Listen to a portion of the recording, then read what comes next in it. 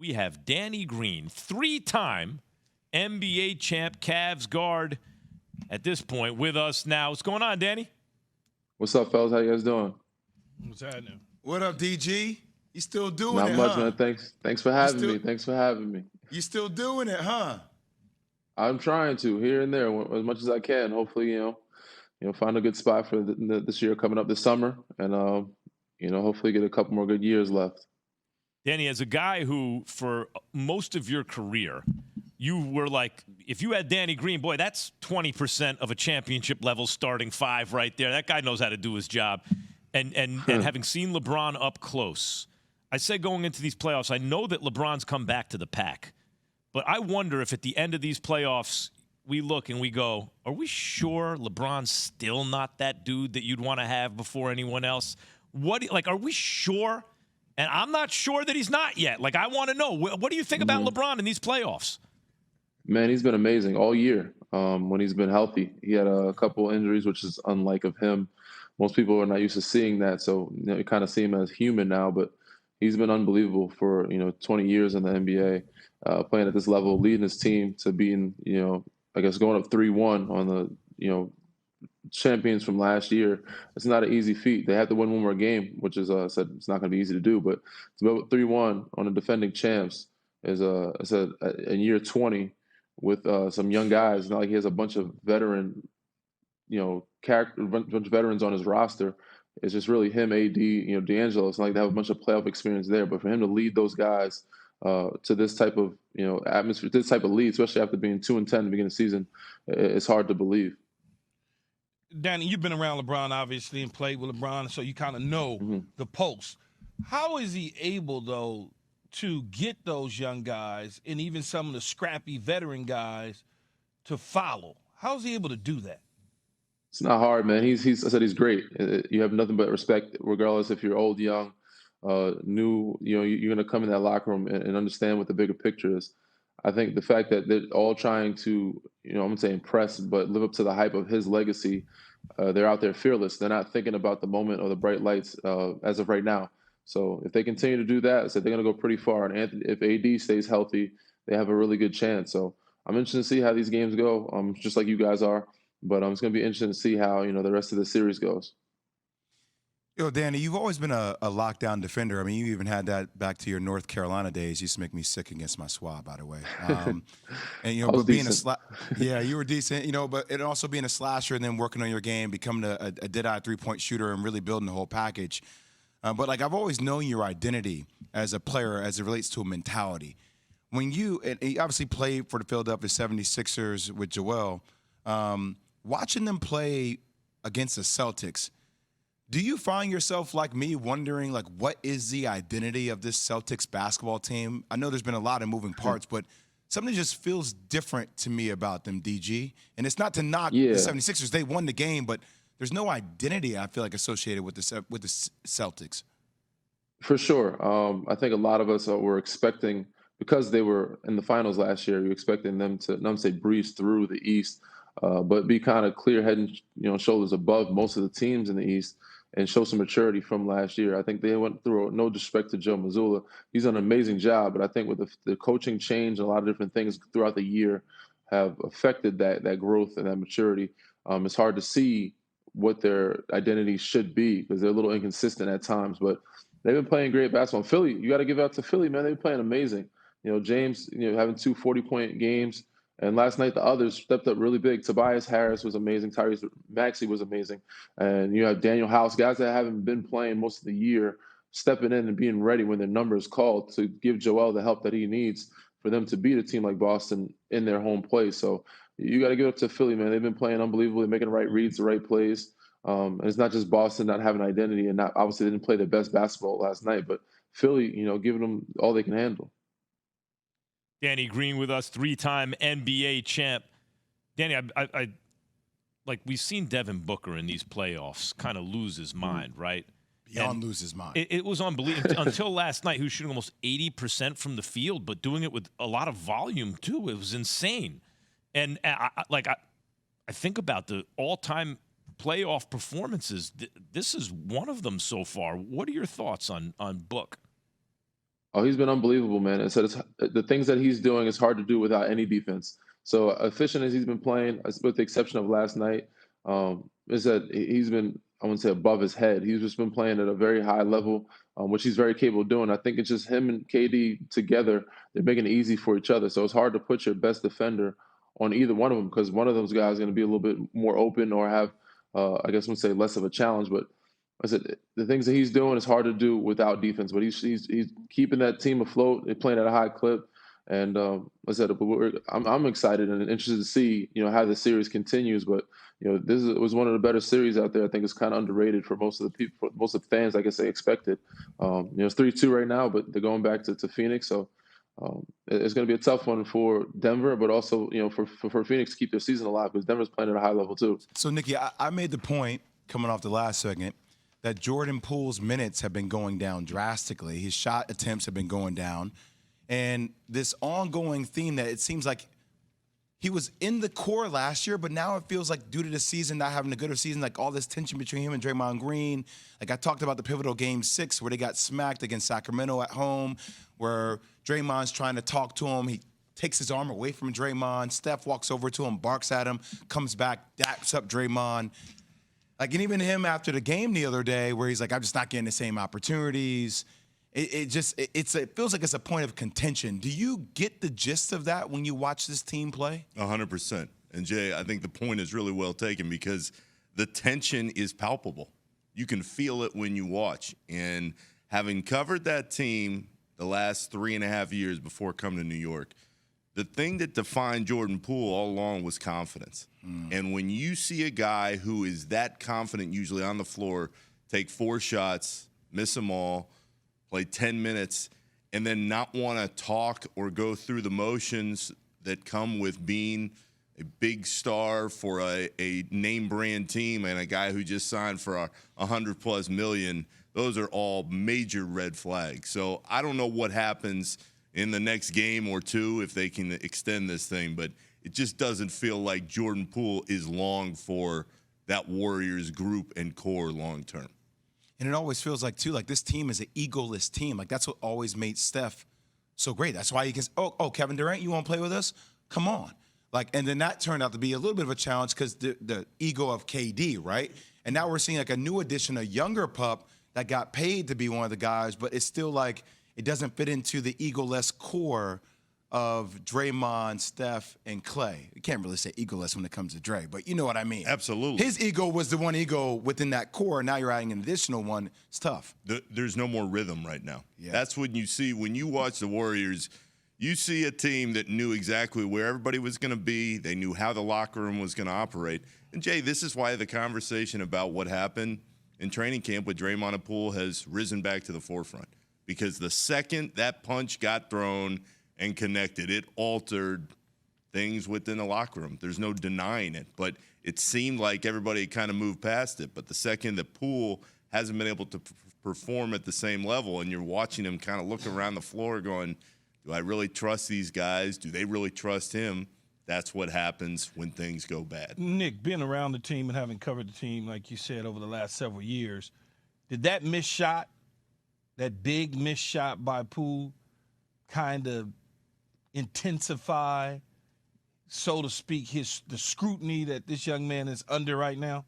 Yeah, it didn't help at all. Now, Poole was doing what he felt was right in the moment, even if everybody's going, well, you should have given it to Steph and you should have waited for a better shot with 10 seconds left.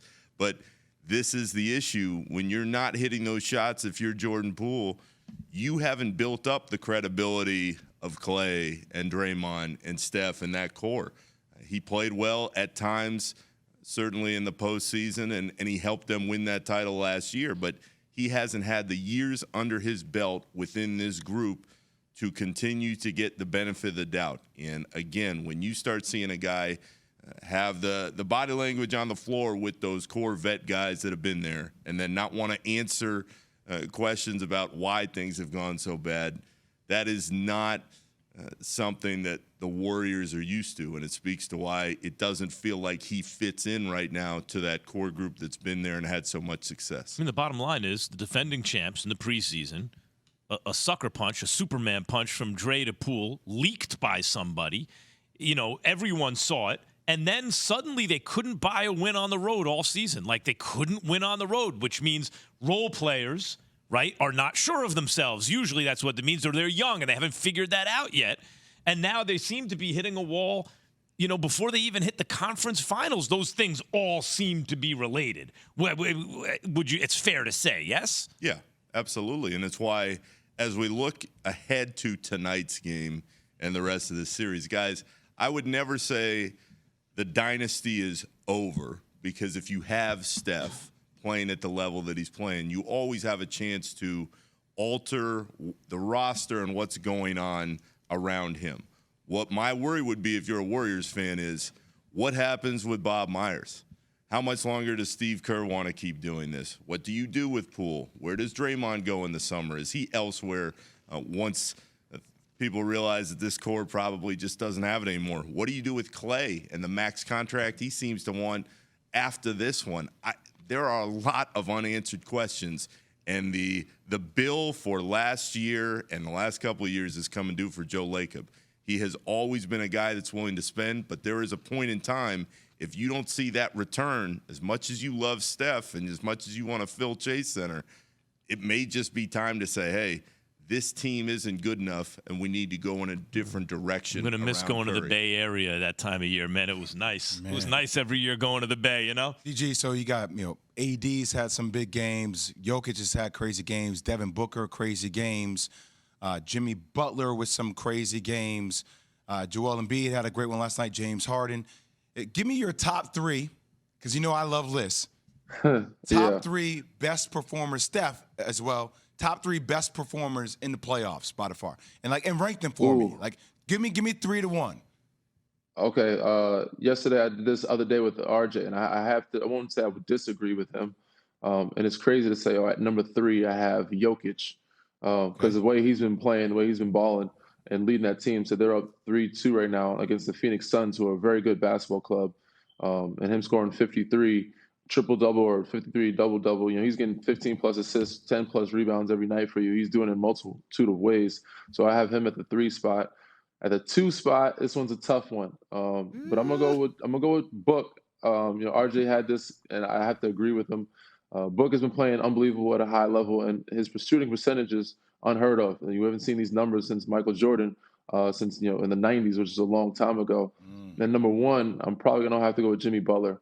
And the only reason why I put Jimmy over Phoenix or over Devin Booker is because they're up 3-1 on the New York Knicks, and I guess his defensive rating, I wouldn't say guess, but his defense rating has been just as high as the offensive rating and usage. So he's doing it on both ends of the floor. Not saying Booker's not playing defense, but Jimmy, I think he's everywhere you need him to be, not just on offense, but defensively in the passing lanes, blocking shots, rebounding, offensive rebounds, and doing the little things that they need him to do. So, and also the fact they're up 3-1, winning does matter. So the fact they're up 3-1, I have to put Jimmy on the edge of Book at number 1 spot. Jake, as you know, I'm the one who decides these things, and I have to say that's the perfect list.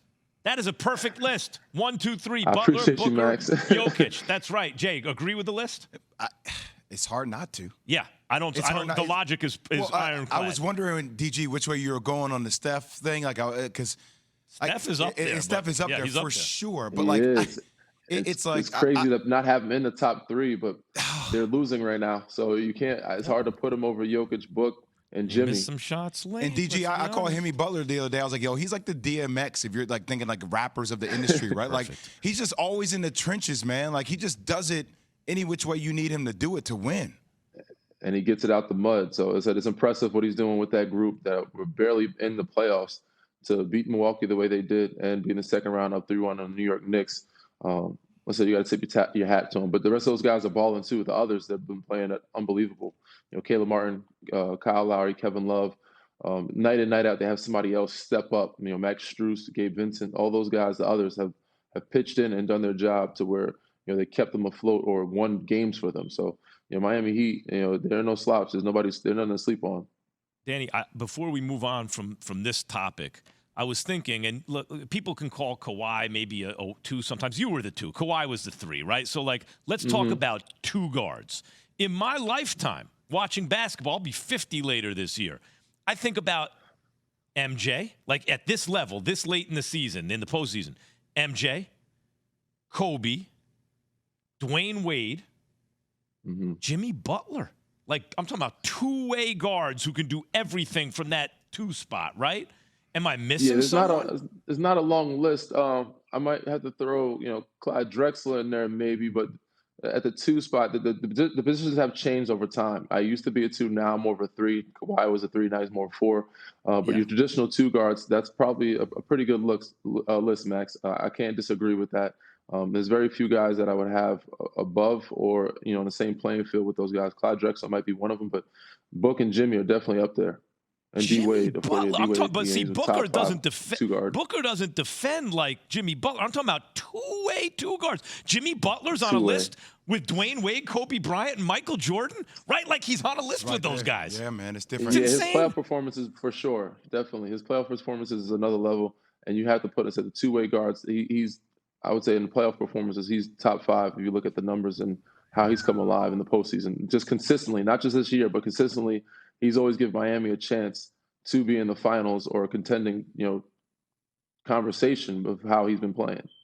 We got about a minute left, DG. I'm going to put you on the spot. I want you to put your analyst hat on. So don't be be objective here. Don't be biased, okay? Because I know you play with Embiid for a little bit. You're starting the squad. Danny Green is the official GM of his squad. You have to choose a big. The two selections are Nikola Jokic and Joel Embiid. Understanding their histories and mentality. Injury history, all everything. Of it, DG. Everything. Injuries, defense, all everything. Of it. Who are you taking? It depends on what I need. No. It does. Obviously, Joel had 2 years of being injured, so that definitely hurts him. And each year he has some injuries, so it definitely hurts him. I'm trying to be non-biased, but it's tough in that situation. If I'm going to start my team, obviously you want somebody that can do a little bit of everything. I think Nikola has a better passing and, I guess, quarterbacking aspect to him and can actually play center and point guard for you if you will.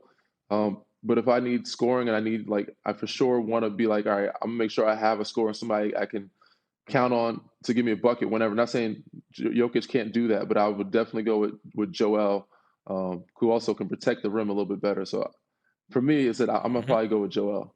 Okay. Smart. Okay. Very Joel's smart. Joel's defense over Jokic's health. The knowledge that you know, Danny. You don't deviate from your knowledge. You don't do any of those things. You're a smart young man to know what you're looking at. I appreciate you, man. Thank you. There's a lot of word salad before we got to a conclusion, though. I saw himself working his way there, though. He got me. I was thinking, he's going Jokic. Got there, DG. Oh, no, he went Embiid. They're both very good players. You can't go wrong, honestly, in my mind. But he thinks you can go wrong with Jokic. He does not like watching the defensive Jokic. side of it, I probably have to go with Joel. Yeah. Okay, I respect that. There it is, Danny Green. Thanks for watching ESPN on YouTube. For live streaming sports and premium content, subscribe to ESPN+.